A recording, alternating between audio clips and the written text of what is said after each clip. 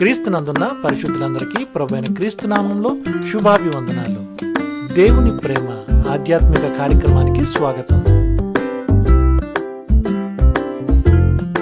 July 11 కొరకు CH Spurgeon గారు వ్రాసిన ధ్యానం నేను చదువుతున్నాను, వినండి.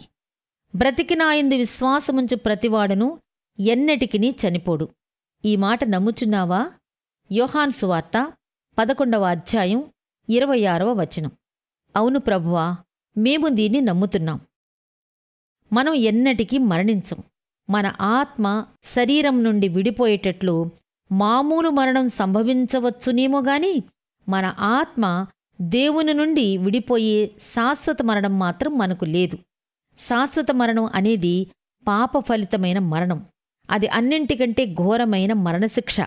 మన ప్రభువైన యేసుక్రీస్తునందున్న మనలను ఆయన నుండి ఎవరు ఎడబాపగలరు అని మనం రూఢిగా ప్రశ్నిస్తున్నాం. మనం క్రీస్తు శరీరంలో అవయవాలుగా ఉన్నాం.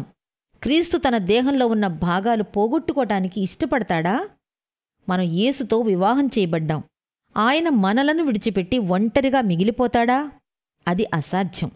మనలో ఇప్పుడున్న జీవానికి దేవుని నుండి విడిపోయే శక్తి లేదు. అవును, మనలో పరిశుద్ధాత్ముడు నివసిస్తున్నాడు. అలాంటప్పుడు మనం ఎలా చనిపోగలం?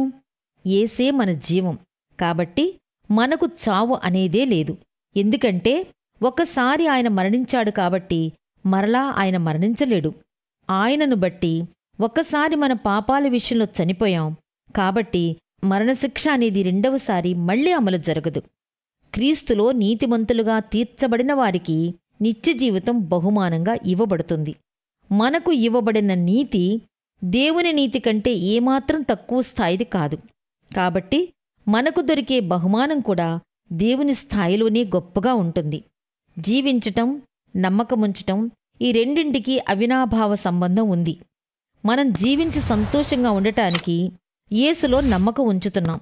కాబట్టి సజీవుడైన దేవునిలో మన జీవితానికి సంపూర్ణమైన భద్రత ఉందని నమ్మి సంపూర్ణమైన నిశ్చయితతో ముందుకు సాగిపోదాం.